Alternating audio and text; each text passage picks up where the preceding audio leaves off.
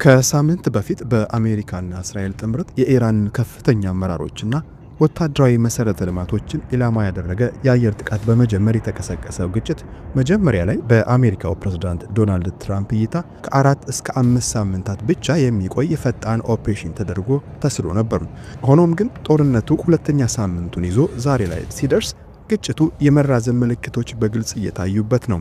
እስካሁን ባለው ሂደት የአሜሪካና የእስራኤል አየር ኃይሎች የበላይነቱን በመያዝ ከ3000 በላይ ኢላማዎችን የመቱ ቢሆንም የኢራን የሚሳኤልና የድሮን ጥቃቶች ግን መጠናቸው ቢቀንስም አሁንም ቀጥለዋል። የትንታኔ እየተቀያየረ የመጣውን የጦርነቱን ሂደት ስልታዊ ብዥታዎችንና ግጭቱን ወደ ቀጠናዊ ማጥ ሊቀይሩ የሚችሉ የአሰራር እንቅፋቶችን ከተለያዩ ምንጮች በማሰባሰብ ይመለከታል። አብራችሁን ቆዩ።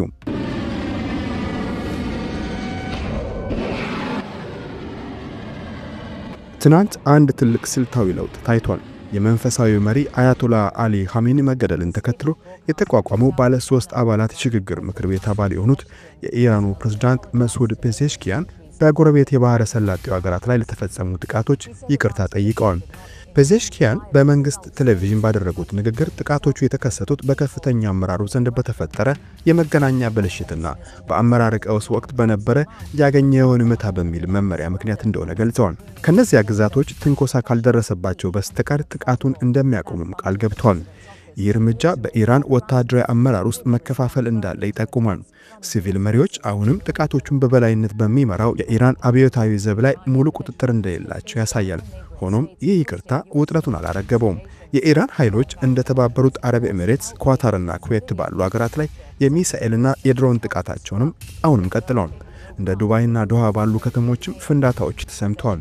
ፔዜሽኪያን እነዚህ ጥቃቶች በእነዚህ ሀገራት ውስጥ የሚገኙ የአሜሪካ ወታደራዊ ካምፖችን ኢላማ ያደረጉ መሆናቸውን በመጥቀስ ድርጊቱ ዋሽንግተንና ቴል አቪቭ ለሰነዘሩት የወረራ ድርጊት የተሰጠ የመከላከያ ምላሽ እንደሆነ ገልጸዋል። በሌላ በኩል አዳዲስ የሚሳኤል ጥቃቶች እስራኤል ደርሰው በምስራቅ ኢየሩሳሌም የአደጋ ጊዜ ሳይረኖች እንዲጮሁ አድርጓል። ጥቃቱ የባህረ ሰላጤውን የነዳጅ ማጣሪያዎችና የውሃ ማጣሪያ ተቋማትን ጭምር ያካተተ በመሆኑ ቀጠናዊ ውጥረቱን አባብሶታል። ምንም እንኳን የኢራን የማጥቃት አቅም በመዳከሙ ምክንያት የሚተኮሱት ሚሳኤሎች መጠን ከ80 እስከ 90 በመቶ ቢቀንስም ጦርነቱ ከተጀመረ ወዲህ ከ390 በላይ ሚሳኤሎችና 830 ድሮኖች መተኮሳቸው ሀገሪቱ ባልተመጣጠነ ጦርነት ውስጥ ያላትን ጥንካሬ ያሳያል። ኢራን በአንድ በኩል ይቅርታ እየጠየቀች በሌላ በኩል ጥቃቷን መቀጠሏ ስለ ረዥም ጊዜ ስልቷ ጥያቄ ያስነሳል። ቴህራን በጎረቤት ሀገራት ያሉ የአሜሪካ ይዞታዎችን በመምታት የባህረ ሰላጤው ሀገራት የአሜሪካን ወታደራዊ እንቅስቃሴን እንዲገድቡ ጫና ለመፍጠር አልማለች። ይህ ግን የራሱ አደጋ አለው። በነዳጅ ተቋማት ላይ የሚሰነዘረው ጥቃት በሆርሙዝ ሰርጥ የንግድ እንቅስቃሴን በማስተጓጎል የዓለም የነዳጅ ዋጋ እንዲንርና ለኢኮኖሚ ቀውስ መንስኤ ሊሆን ይችላል። ኢራን ድርጊቷን ከቀጠለች እስካሁን ጥቃት ከመሰንዘር ይልቅ ራሳቸውን በመከላከል ላይ ብቻ ያተኮሩት ጎረቤቶቿን ወደ ቀጥተኛ ጦርነት ልትስባቸው ትችላለች። እስካሁን እንደ ተባበሩት አረብ ኤሚሬትስና ሳውዲ አረቢያ ያሉ ሀገራት በአሜሪካ የአየር መከላከያ ስርዓት በመታገዝ ጥቃቶችን ከመመከት ባለፈ በኢራን ግዛት ላይ ቀጥተኛ ጥቃት አልሰነዘሩም። ነገር ግን የኢኮኖሚ ተቋማት ሲቃጠሉና የሲቪል አካባቢዎች ሲመቱ አጸፋዊ እርምጃ እንዲወሰድ የሚቀርበው ግፊት እየጨመረ ነው። ይህም ግጭቱን ወደ ከፋ ደረጃ ሊያሸጋግረው ይችላል። ኢራን በአሜሪካ የጦር መርከቧ በመስተቧ ምክንያት ጠንከር ያለ የአጸፋ እርምጃ እንደምታስከትል መዛቷ ግጭቱ በቀላሉ የማይቆም አዙሪት ውስጥ መግባቱን ያሳያል። ዩናይትድ ስቴትስ በዚህ ጦርነት ውስጥ ለመቆየት ዘርፈ ብዙ እንቅፋቶችም እየገጠሟት ነው። እስካሁን በኢራን ጥቃቶች ቢያንስ 6 የአሜሪካ ወታደሮች መገደላቸው ለዋሽንግተን ትልቅ የፖለቲካ ኪሳራ ነው። በአገር ውስጥ ጸረ ጦርነት ተቃውሞች እየተባባሱ ሲሆን የሀገሪቱ ሴኔትም ለጦርነቱ እውቅና የሚሰጠውን የውሳኔ ሐሳብ ቀደም ብሎ ውድቅ አድርጎታል።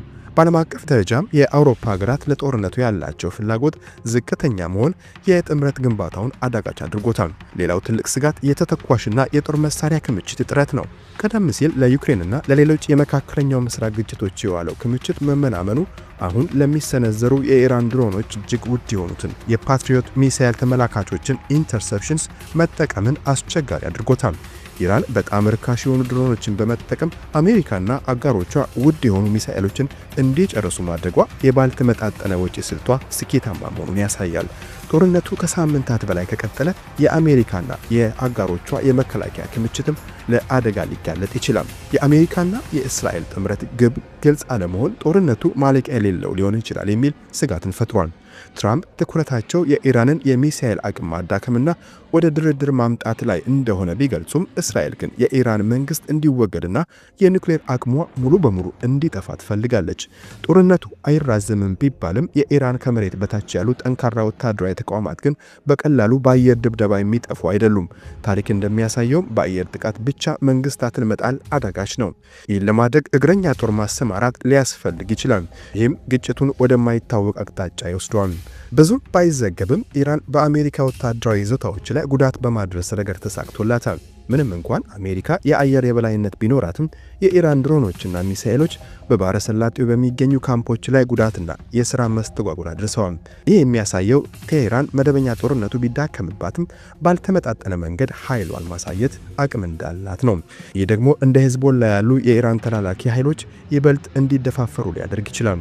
በአጠቃላይ የአሜሪካና የእስራኤል ጥቃቶች የኢራንን ወታደራዊ አቅም ቢቀንሱም የቴሄራን አጸፋዊ ምላሽ ስልታዊ ግልጽነት ማጣትና የሀብት እጥረት ጦርነቱ ከመጀመሪያው ዕቅድ በላይ ሊራዘም እንደሚችል ይጠቁማሉ። ሚዛናዊ መፍትሄ ለማግኘት የዲፕሎማሲ መንገዶች ቢኖሩም የሁለቱም ወገኖች ጽኑ አቋም ግን ጦርነቱን ለዓለም ኢኮኖሚ ደህንነት ስጋት ወደሆነ የረዥም ጊዜ መቀመቅ ሊከተው ይችላል።